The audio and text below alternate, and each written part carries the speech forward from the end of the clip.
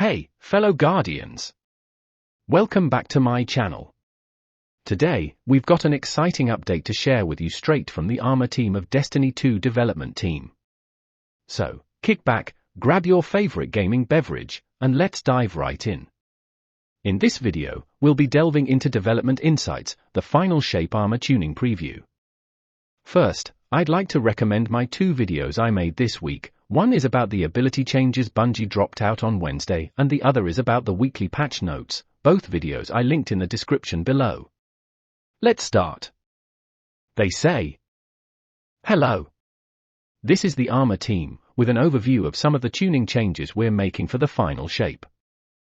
We've been primarily focused on updates to bring our existing armor and mods up to date for the release of the Prismatic subclass. This includes a fairly wide range of changes across our roster of exotic armor as well as some updates to specific weapon mods. In addition to that, we still managed to find the time to branch out a little, including putting together a little update for those of you just a few points short of that triple 100 stat loadout. Subclass matching, Prismatic, anew. Our existing armor and mods were originally released in a world where each subclass was only ever a single element. Since that will no longer be true with the release of the final shape, we've taken a pass through our existing gear. For the most part, this meant updating exotic armor and armor mods to reference a player's equipped super element instead of a specific subclass. This allows their effects to function on Prismatic without changing their behavior on the original subclass. For example, the Titan exotic Hoarfrost Z will require just a Stasis super to be equipped, rather than the full Stasis subclass. We've also taken the opportunity to update the description of harmonic mods to better explain their behavior and to fully support strand-on resistance mods. However, in a few places, we wanted to make more meaningful changes. We've detailed them below, along with our reasoning. Take a look on Hunter. Triton Vice no longer requires a glaive that matches your subclass to trigger its extra detonations. Given the limited pool of glaive options, we wanted to open this up to support a wider variety of builds. We also wanted to let the glaive melee bonus linger for a bit after you stop being surrounded, to add some ease of use, and to bring it further into parity with Syntheseps. Glaive projectile final blows now always trigger a detonation that matches the glaive's damage type, even when the glaive does not match the equipped subclass. The surrounded effect provided by Triton Vice while wielding a glaive now lingers on the player for 5 seconds after no longer being surrounded. Dragon Shadow has been updated to trigger its effects when you use Ensnaring Slam or the new Ascension Arc aspect, opening up more build-crafting combinations. Foetracer now grants the bonus damage it inflicts on a target to weapons. The damage type also matches that of the ability used to damage that target, instead of always matching your equipped subclass. With Prismatic you can apply a variety of different damage elements with your abilities, and this change allows Foetracer to buff multiple different weapon damage types, instead of just the one that matches your subclass or super element. We wanted to add an additional benefit to the 6th Coyote, along with Armamentarium for Titans, since otherwise the Spirit of Coyote perk on the new exotic class items would have granted the same benefits as the original exotic. We took inspiration from Claws of a Hamkra and added the ability for the 6th Coyote to create orbs of power from final blows after using your class ability. This is implemented as the exotic granting a free copy of the Reaper Armor mod's effects. Renewal Grasps has been updated to grant the new Frost Armor Stasis keyword, instead of a bespoke damage reduction effect. On entering your Duskfield grenade volume, you or allies gain a stack of Frost Armor. About every 0.9 seconds, an additional stack of Frost Armor is granted, resetting your timer. Star Eater Scales has always been a strong exotic, but after the Lightfall changes to armor mods, orbs of power are much easier to come by. We want to adjust Star Eater Scales to balance the effort required to gain its powerful effects. On top of this, we are making a change regarding its efficiency when paired with multiple players running Golden Gun, to reduce its potential for fire teams to loop supers indefinitely. Increase the orbs of power required to grant maximum benefits from 4 to 6. Reduced the increased super energy gain per orb of power when the Golden Gun is equipped from 2% down to 0.5%. Let's continue with Titan. We updated Ursa Furiosa to improve the new Void aspect Unbreakable, in addition to its previous effects. Now provides increased movement speed while guarding with Unbreakable. Also grants super energy for guarding with Unbreakable. This energy scales based on the amount of incoming damage the shield absorbs. Eternal Warrior no longer requires an arc subclass for arc final blows to grant its escalating arc weapon damage bonus. This allows it to synergize with prismatic builds more easily. Its behavior related to Fists of Havoc is unchanged. Like the 6th Coyote above, Armamentarium was updated with an additional benefit beyond granting a second grenade charge. It now creates orbs of power from grenade final blows. This is implemented as the exotic, granting a free copy of the Firepower Armor mod's effects. Kepri's Horn was feeling lackluster in many situations, so we increased the potency of its Solar Blast. Increase the damage from the Solar Blast by 100% in PvE. The Solar Blast now scorches each time it hits a target, instead of scorching only once. Kepri's Horn now benefits from Ember of Eruption and Ember of Ashes, plus 30 Scorch in PvE, and plus 15 Scorch in PvP.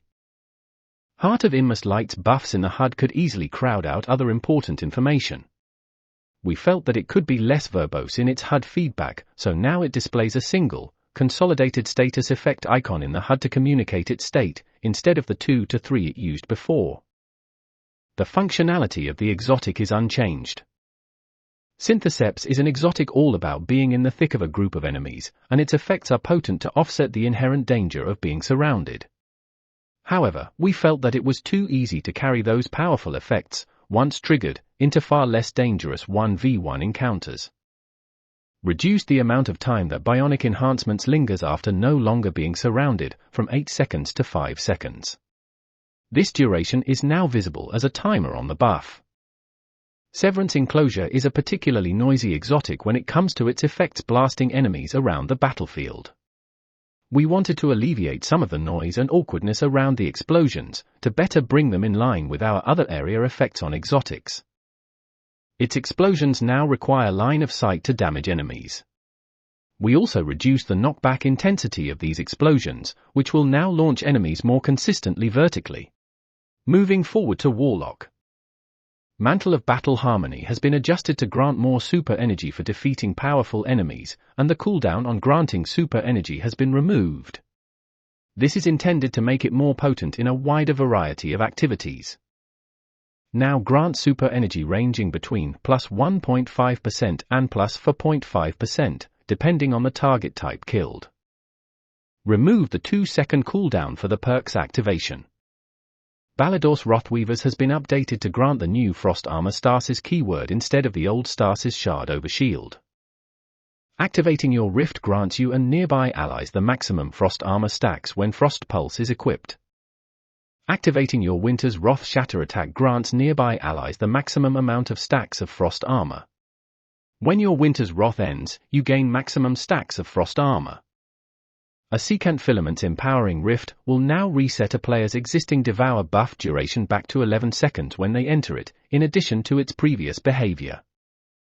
Verity's Brow now requires final blows with a weapon matching your grenade's damage type, instead of one matching your equipped subclass. This better supports using it on the Prismatic subclass. Sunbracers has seen quite a bit of time in the sun this season. We wanted to bring down some of its extreme potency in crowd control, while also tackling the visual noise it produces on the battlefield. However, we didn't want to remove its core identity of blanketing the battlefield in solar light. Reduced the increased solar grenade duration from 4 seconds to 2 seconds. Reduced its increased grenade recharge rate to allow a max of 4 grenades, while the effect is active, down from 5. When multiple Warlocks use Cenotaph Mask on a single target, it resulted in far more heavy ammo than was healthy for the sandbox. It also pushed fire teams into all using the same build, which is more reductive than we would like. Multiple players using Cenotaph Mask can no longer trigger its effect using a single enemy target. Cenotaph's target lock visual marker is now hidden for the exotic's wearer and only appears to the wearer's allies. Powered melee and armor effects. The term powered melee was always intended to mean spending a melee charge. However, subclass elements like Combination Blow or Knockout would allow players to circumvent this cost. This makes it difficult to balance the potency of effects that require a powered melee, especially across all classes and subclasses. We want to standardize this better across the sandbox. We are starting by updating Severance Enclosure and Assassin's Cowl to only trigger their effects when a player spends a melee charge or uses a finisher to get a final blow. We plan on rolling this type of change out to more content that triggers powered melee in future updates. Exotic Artifice upgrades. Even if you've spent the time to get that triple 100 Artifice armor set for your build, one piece was always a bit left out. Whether you're looking to make everything match or get that last +3 to resilience or just want to get your hands on Artifice gear for the first time, we figured it was about time for us to tie up that loose end. With the release of the final shape, Exotic Armor will now be able to access the unique mod slot and free stat mods of Artifice Armor. Exotic Armor can now be upgraded after it has been fully masterworked, granting an Artifice mod slot. This comes at the cost of an exotic cipher and 10,000 glimmer. Ammo Finder update. In the live game now, heavy and special Ammo Finder armor mods reset their progress towards an ammo brick whenever you die. This leads to players receiving less ammo in harder difficulty activities, especially if they are playing right on the edge of their skill level. In fact, if you were unlucky enough with the timing of your character dying, it was possible to never get any Finder ammo bricks at all. In the final shape, we wanted to make ammo finders more predictable for all players across all activities, so heavy and special ammo finder armor mods will persist their progress towards an ammo brick through death. This means you will always get a finder brick if you defeat enough enemies, regardless of how many times you die along the way. Because of this change, we have disabled ammo finder mods in Crucible, and player kills will no longer grant ammo finder progress in Gambit. We also found this change dramatically increased the amount of ammo players would receive on average, so we have increased the kill requirements for both special and heavy ammo finders by 20% for Guardians in a fire team. Solo Guardians, however, have no one to resurrect them when they are defeated, so we have left their kill requirements unchanged. And finally, take a look on raid armor mods. The narrow application of raid mods allows us to give them potent benefits unique to the raids in which they are used. However, while these benefits are strong, they don't currently feel impactful enough in practice, especially since they may not fit into your existing build. As a result, with the release of the final shape, we are making it much easier to layer these extra elements into your loadouts as you go for that perfect weapon roll. Removed all mod energy costs from raid-specific armor mods. Conclusion. That's everything we have for this update. We're excited to see these changes in the final shape, and we'll be listening to your feedback as you get some time with these new changes. Hey there, Guardians! We've reached the end of our journey through Destiny 2's latest update. I hope you found this breakdown helpful and informative. If you enjoyed the video, make sure to give it a thumbs up, subscribe to my channel, and hit that notification bell so you never miss out on our future content. Got any questions or comments about the update? Drop them down below, and I'll do my best to address them. And hey, if you want to support me even further and unlock some awesome perks, consider joining my membership program. Your support helps me keep creating more exciting and colorful videos for you all to enjoy. Thanks again for tuning in, Guardians.